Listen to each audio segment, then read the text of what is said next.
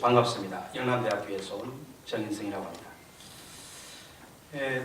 오늘 지금 사회자분께서 소개를 해주신 것처럼 저는 토성리 토성, 흔히 일제강점기에 일본인 연구자들이 이 낭랑토성이라고 해서 이 낭랑토성이라는 이름으로 굳어져서 사용되고 있습니다만은 이 토성리 토성을 중심으로 이야기를 드리려고 합니다. 왜냐하면 오늘 전반부에 조법정 선생님이나 박순영 선생님 이야기를 들으셔서 아시겠지만 왕엄성 문제라든지 혹은 낭랑군 이 취소라든지 혹은 조선 현치 문제라든지 즉 낭랑군이건 혹은 고조선 문제이건 중요한 한 축을 이루는 게 이 토성리 토성입니다.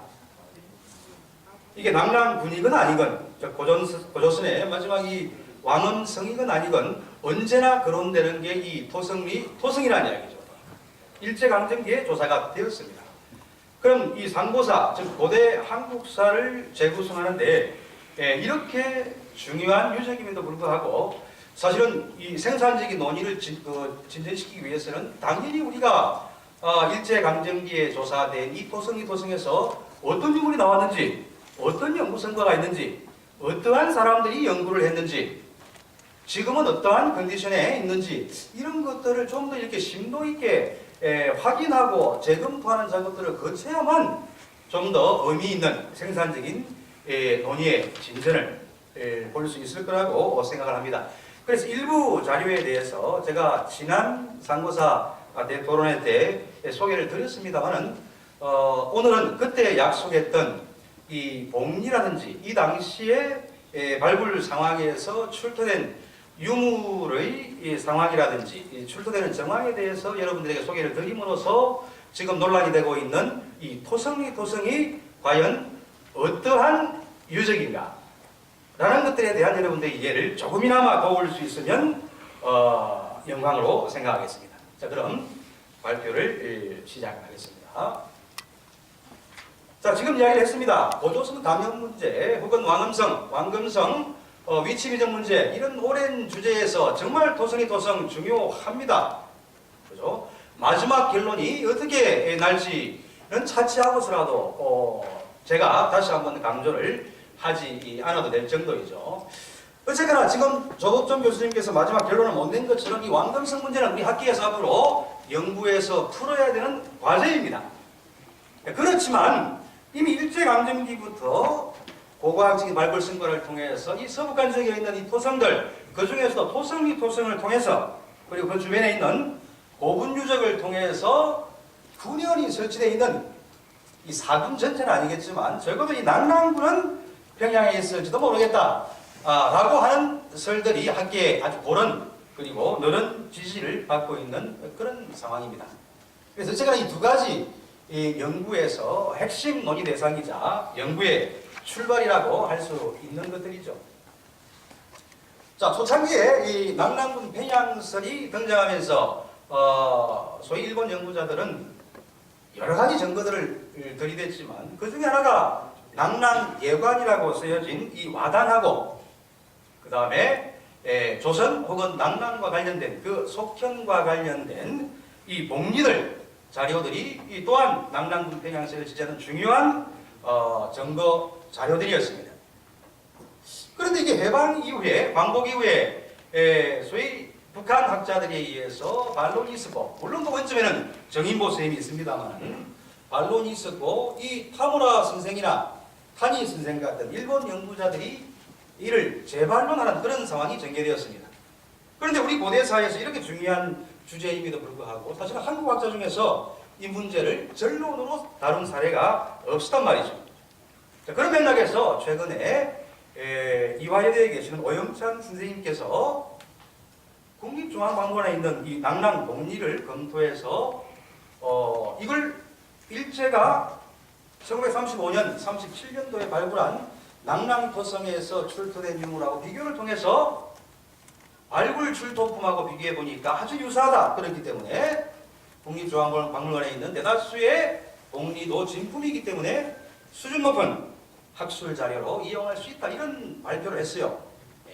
이와 관련해서 그죠? 사실은 이야기하는 것처럼 문제가 되는 것들이 저는 이 토성에서 중구 자료로 삼은 이 복리의 발굴 과정과 그 내용들을 꼼꼼하게 따지고 재검토를 한 다음에 그런 입론을 해야 되는데 제가 논문을 꼼꼼하게 읽어보니까 이런 과정이 생략된 것 같아요. 그건 아마 자료에 대한 접근성의 문제가 있었던 것 같습니다. 저는 그때도 설명했습니다만 다행스럽게 그 내부에서 이 발굴 당시의 유물들 도쿄대학에서 아직 정리가 더디었거나 미흡했던 이런 자료들을 새로 제가 찾아서 정리를 한 적이 있습니다.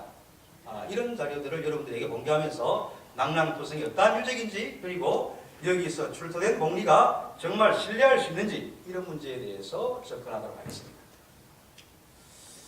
자, 일부만 제가 읽을게요. 제가 이런 이야기들을 하는 이유는 지난번 학술대회에서 이런 합의가 있었습니다. 일단 일제강점기 자료들을 사실은 흥분만 하지 말고 꼼꼼하게 재검토를 하자.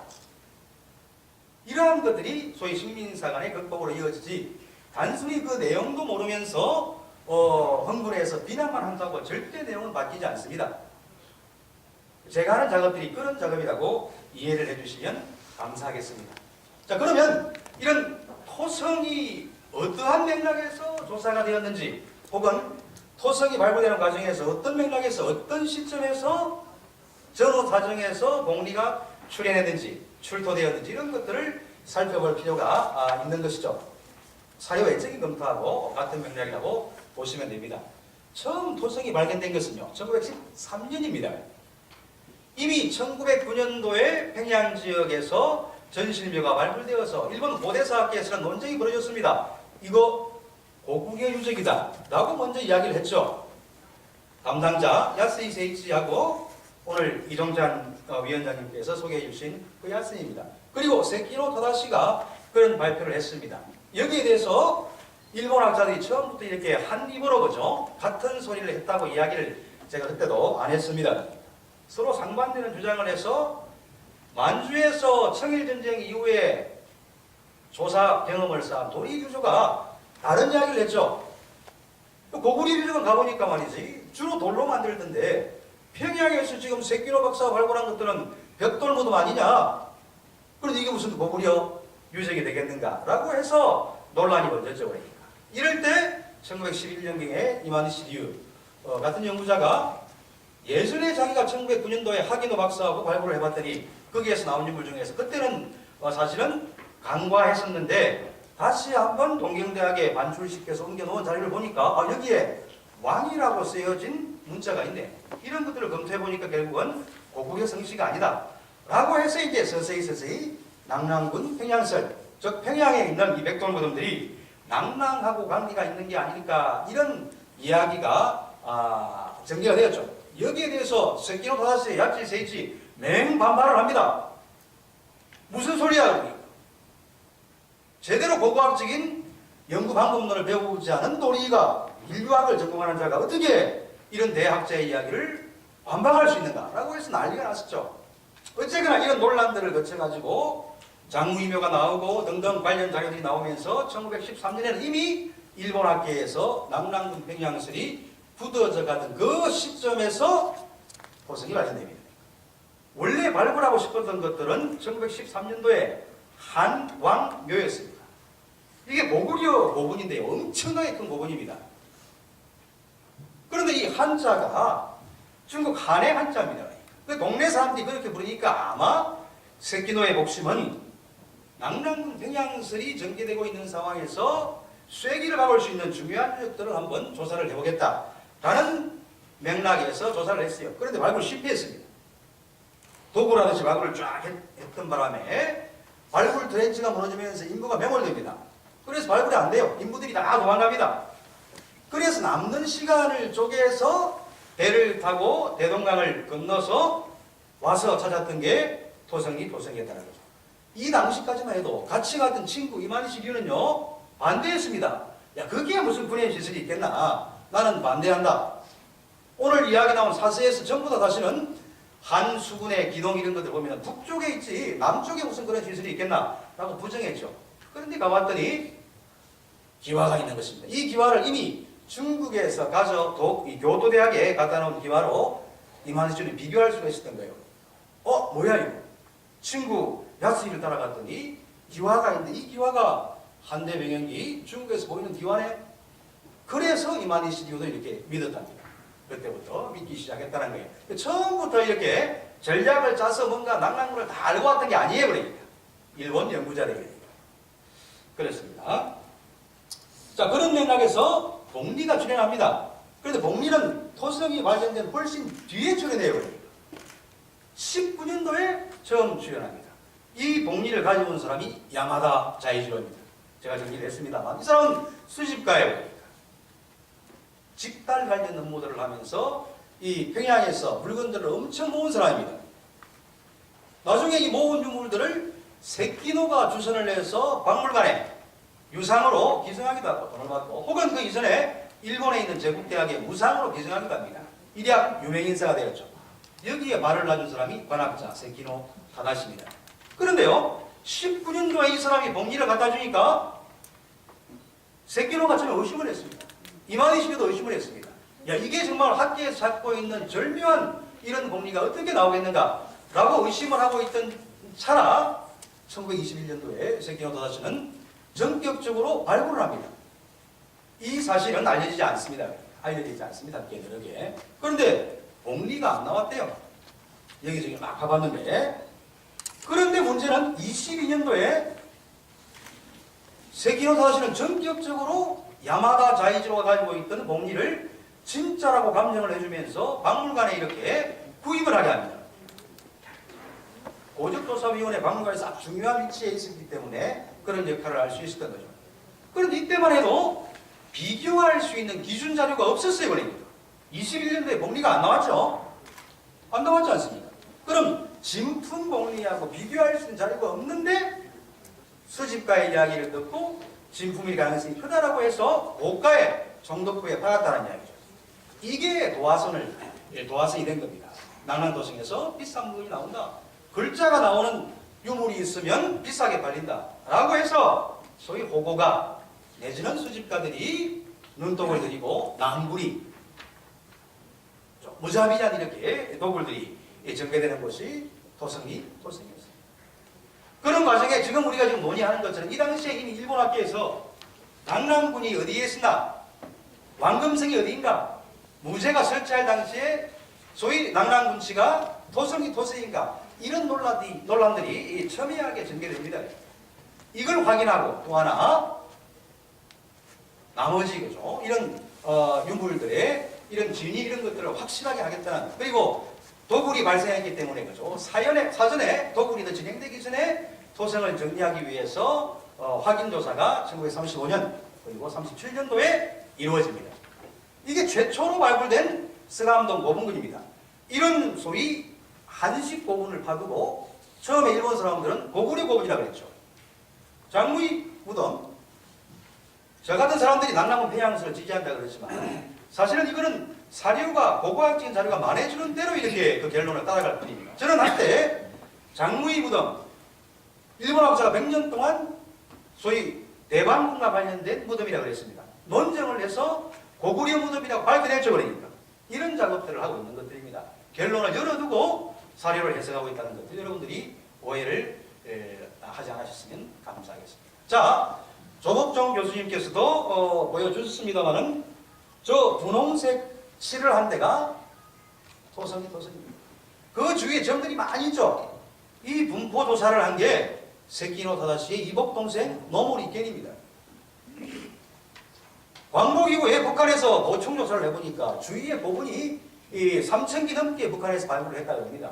그러니까 토성 주위에 엄청나게 많은 고분이 있는 겁니다. 그러니까 이런 정도 고분은요 요서 요동을 포함한 지역에 없습니다. 그러니까 가운데 토성을 끼고 3,000기, 4,000기 이상의 고분이 분포가 있는 데가 없어요. 그러니까 최근에 요동 지역에서 발굴된 강도나무죠. 이 정도 규모가 아닙니다.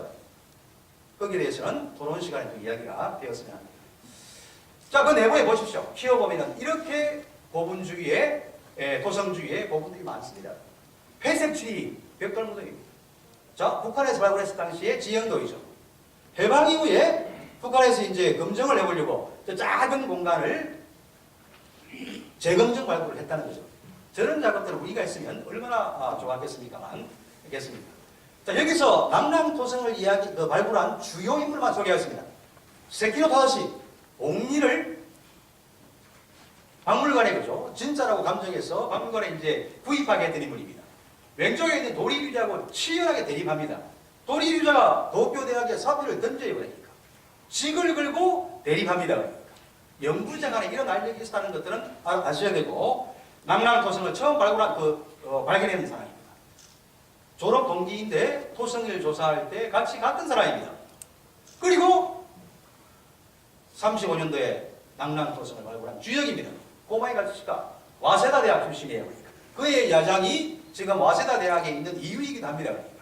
그러면서 발굴 총책임자는 연구실의 하라다 요시도죠. 이런 인물들이 발굴을 합니다. 물론 이런 사람들의 인적 구성은 조선사를 그죠? 일본사의 맥락에서 정리하고자 했던 구로이타 가스미의 복심이 계속 이렇게 작용을 하죠. 자, 그러면서 일반이 가지고 있던 복리 자료를 소개하면서 그간 임무를 맡은 사람이 노모리 케니에요. 많은 자료들을 형한테 보내거나 하는 것들이 사실은 심어둔 동생입니다. 양자로 와서 이름은 성은 달라졌지만 그죠? 세키노 타다시의 친동생이라는 거죠. 자, 그런 맥락에서 그 이전에 이미 토성 주위에 있는 고분들이 엄청나게 발굴이 됩니다. 그러면서 이미 토성이 발굴될 때는 남랑군 평양시는 적어도 일본 내에서는 정설로 굳어진 그런 상황입니다. 그런 상황에서 남랑토성이 발굴되었다. 이런 전개를 이해해 주시면 감사하겠습니다. 이게 식민사관의 확산에 악용되고 그 다음에 많은 인물들을 일본으로 가져갔고 그 다음에 그런 상황들은 거죠. 충분히 비판을 받고 있습니다. 자, 발굴 트렌드를 다시 한번 소개할까요? 목리 관련해서 3차에 나누어서 발굴했습니다. 34, 35, 37로 되어 있지만 사실은 34년 예산을 35년에 전용했었기 때문에 실제로는 35년, 37년도에 발굴이 되었습니다. 빨간 부분을 먼저 트렌치 발굴을 하고 유구가 나오면 확장시키는 그런 발굴 방법들을 취했던 것들이죠. 2년 뒤에 오렌지 부분을 발굴을 합니다. 그런데 1차 발굴에서 일부 복리가 나오고 집중적으로 복리가 나오고 2차 발굴입니다. 이미 1차 발굴을 끝내고 다음 예산이 확보되면 어디를 발굴할 건지를 조사단 혹은 관여하던 사람들이 추측할 수 있는 것이죠. 이거 중요합니다. 자, 이런 발굴을 잘 봐주시고, 자, 그 다음에 관련해서 성 내부에 어떤 시설이 있는가 그때도 이야기했죠. 이렇게 보도를 깔고 배수 시설을 하고 이런 시설들이 나왔습니다. 이건 고고학적인 팩트입니다. 아무리 사진을 들여다봐도 이걸 위조한 흔적은 없다는 것이죠. 여러분 발견할 수 있겠습니까? 저 돌은 일체가 묻은 것 같다라는 부분을 발견할 수 있을 것 같습니까? 그런 부분이 적어도 제 눈에는 보이지 않습니다. 경작교 돌을 제거하고 아래에서 정연하게 나온 벽돌들 그리고 배수시설 암거들입니다. 그때 이야기했죠? 변소들 그 다음에 인부들 혹은 젊은 연구원들이 발굴을 했다는 것이죠. 여러 범위에 흩어졌어요. 자, 그런 유물들이 동경대학에 이렇게 보관되어 있고 일부 대형 유물들은 출토되는 당시의 정황들을 제가 다 이렇게 체크를 했습니다. 그 출토 사실은 의심 가는 구석이 잘 없단 말이죠. 그럼 전부 그러한가? 그래 따져야 되겠죠. 이런 유물들이 토성에서 나왔습니다. 그 다음에 당시에 사실은 고가로 거래되지 않던 이런 유물들 그런 사실은 신빙성 높은 것들이죠. 어쨌거나 지금 토성은 2006년도에 확인을 해보니 이만큼만 남아 있습니다. 성들이. 저 빨갛게 표시되는 저 부분이죠. 결국은 다시 말하지만 도쿄대학으로 반출되는 이 유물들을 샅샅이 재정리를 하는 이 숙제가 남아있는 것입니다. 이게 고조선, 왕금성으로 가는 길이고 남랑군치 문제를 해결하는 방법입니다. 아직 5분의 1 정도의 자료가 소개되었고 나머지가 아직 미공개 상태입니다. 이런 작업들을 사실은 지속적으로 체계적으로 이렇게 해야 될 때라고 생각을 한다는 것입니다. 자, 복리에 집중을 해볼까요? 아까 부분적으로 소개를 했습니다. 18년도에 세키노 타다시가 유럽 유학을 갑니다. 돌아오는 길에 중국을 거쳐서 오면서 복리를 사온단 말이죠. 새끼노가 중국 유물을 사온 이유는 일지를 보니까 평양에서 발견된 낙랑 유물과 비교하기 위해서입니다. 그런데 참 이상하죠? 아직 평양에서 봉리가 출토된 적이 없는데 봉리를 13관나 사왔다는 거죠. 출토를 예견한 것일까요? 아니면 일부 수집가 가지고 있던 봉리들을 알고 있었던 걸까요? 이 부분 사실은 앞으로 연구를 해야 됩니다. 그러다가 바로 1년 뒤에 세계로가 관학자가 사오니까 야마다 자이지로가 봉리를 소개합니다. 이런 게 나왔습니다. 조선 우위입니다. 난리가 났죠. 지금 돈 수천만 원에 거래가 되었다는 거죠. 이걸 세계로가 확인을 했습니다. 안 나왔어요. 그런데 웬일인지 23년도에 구입을 하게 합니다. 이 과정이 이해를 할 수가 없습니다. 35년도에 봉리가 나와서 발굴품 비교를 했더니 진짜다 라고 했으면 이해가 되는데 그 전에 그런 정황들이 없다는 것들이죠. 그리고 또 하나 35년을 전후해서 일반과 조선인과 혹은 일본 수집가들이 엄청난 봉리를 가지고 있었고 이 봉리가 지금 국립중앙박물관에 보관되어 있습니다. 이런 봉리가 35년도에 발굴해서 비슷한 게 나왔기 때문에 진짜다. 그래서 도성에서는 200점에 가까운 진품 봉리가 나왔다. 이런 결론이었던 거죠. 최근의 논문이. 저는 다른 유물과 달리 거죠. 이 봉리는 이런 연표를 그려보면 수상한 부분이 있다는 겁니다. 수상한 부분이. 이런 수상함을 밝히기 위해서 저는 다시 치밀한 검증 작업을 거쳤습니다. 보세요. 이 토성 내에서 일단은 어떤 종류의 봉리가 나왔는지를 살피기 시작했습니다. 사서에 나오는 거죠. 문헌대로 이렇게 거의 대부분의 봉리들이 나와요. 한 점씩. 기가 막히죠. 어디서 나왔는지 살폈습니다. 그랬더니만 1차에서 2차로 발굴 구역을 넓힌 그런 공간에서 봉리들이 많이 나왔습니다. 자, 여기까지 이야기를 해두고, 자, 그러면 이런 발굴 보고가 사실은 타당한지, 발굴 과정을 통해서 검증할 수 있는지, 이런 것들을 치밀하게 고정을 해야 됩니다. 그래서 도쿄대학에 있는 봉리를 관찰을 했죠. 관찰을 했습니다. 실제로 이런 봉리가 있어요. 대부분 불에 구워진 것입니다. 이거 뭐 정인보 씨부터 해서, 정인보 서양대부터 해서 끊임없이 비판을 받는 것들이죠. 봉리라는 게 구워지는 것이냐? 여기에 대해서 뭐 중국에도 구워진 것들이 이런 이야기는 제가 하지 않도록 하겠습니다. 어쨌거나 또 하나 발굴 당시에 작성되었던 원본 청량도면을 구해봤습니다. 도쿄대학에 있어요. 조명 때문에 안 보입니다만 이보세요. 여기에 바늘 자국이 여러 개 있습니다. 바늘 자국이 청량도면에 많다는 것들은 청량을 하면서 발굴이 시작되면서 그죠? 기준점을 세워가지고 평판을 계속 발굴 당일날 세워두고 유물들이 나오면 거기에 바로 평판 위에 기록을 했다는 그런 증거입니다. 평판 청량은 3명이나 2명이 한 조로 해야 됩니다.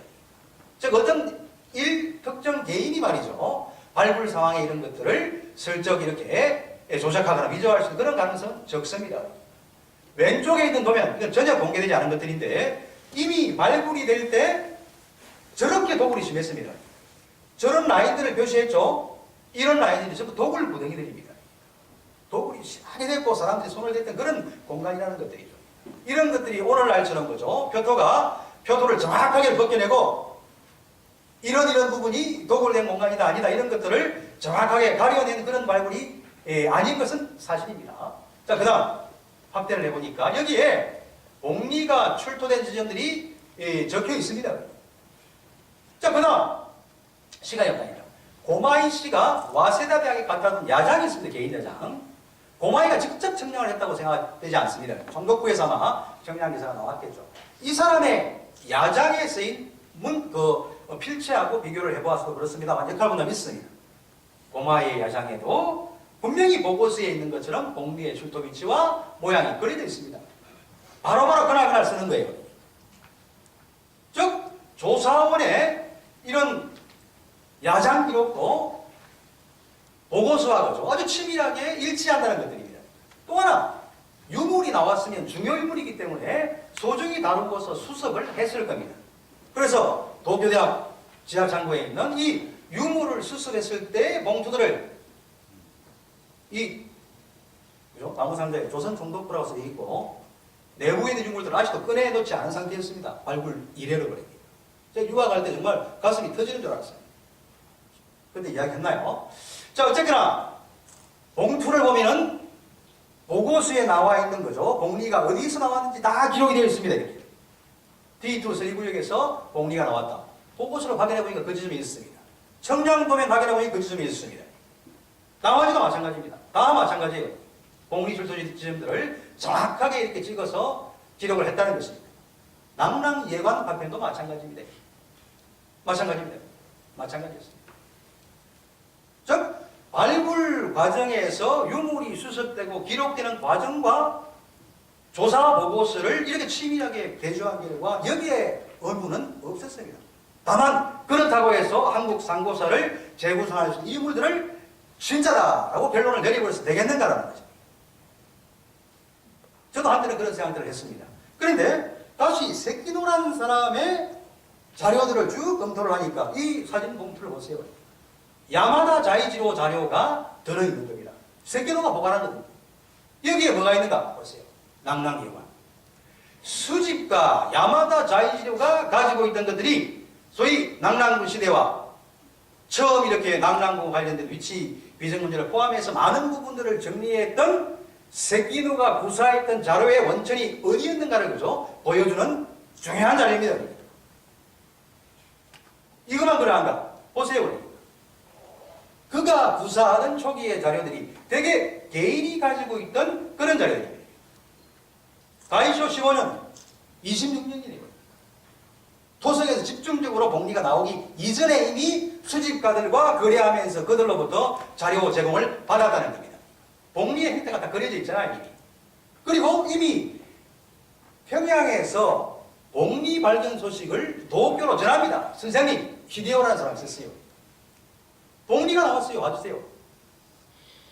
그럼 평양으로 나라가 조사를 합니다. 당권을 치고. 왼쪽엔 보면 보고서 안 실렸지요. 어떤 잡지에도 이런 것들입니다. 그러면서 이미 20년도에 봉리를 사용하는 방법들을 이미 중국 유학이나 이런 것들을 통해서 유물 관찰을 통해서 정확하게 알고 있습니다. 그래서 이거는 봉리의 뒤쪽에 녹건 흔적이 있다고 진품이다. 이런 결론을 내려서는 곤란하다는 것이죠. 이미 발굴 전 1928년 무렵에 이런 원도를 그려둔 것들을 확인을 했습니다.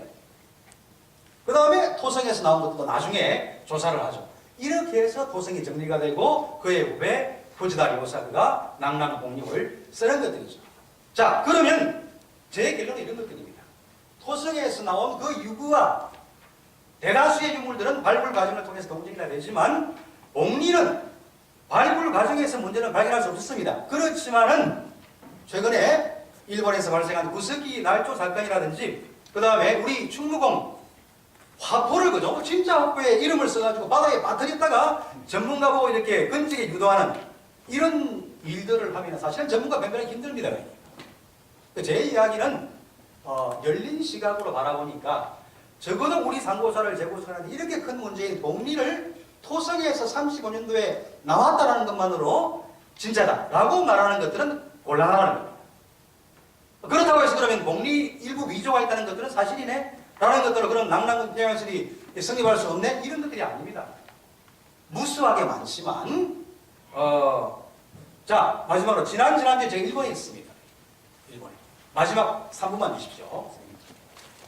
일본에 있는 거죠. 이 미쿠모 유적이 원래 이 낙랑과 관련된 유물이 많이 나오기로 유명한 곳입니다.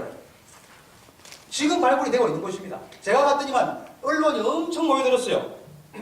그래서 봤더니 왜 이렇게 난리인가 했더니만 이날 여기서 뭐가 나왔냐면 벼루가 나왔습니다.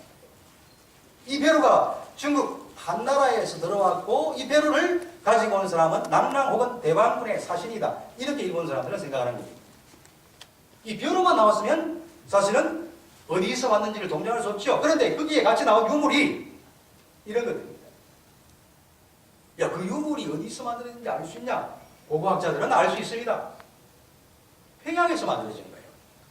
이것만 그런 게 아니고 지금 제가 출토되는 장면들을 눈앞에서 발견한 이 토기가 평양에서 만들어져서 일본으로 왔다는 이야기죠.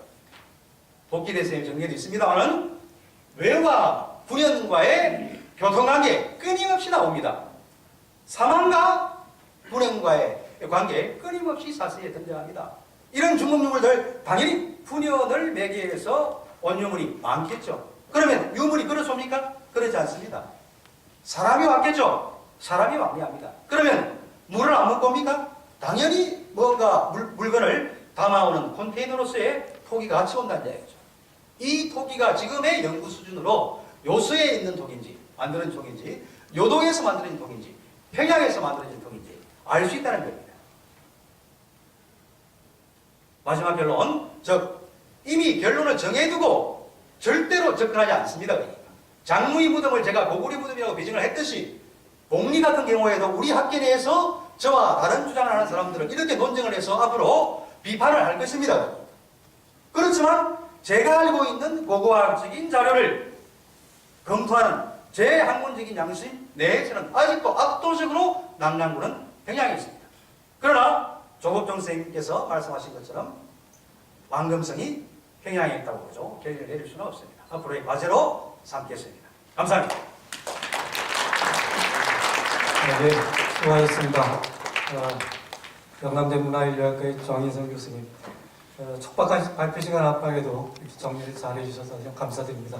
그 대신 복귀대 선생님께서 약간 시간에 또 할애를 또 염두에 두셔야 될 것 같습니다.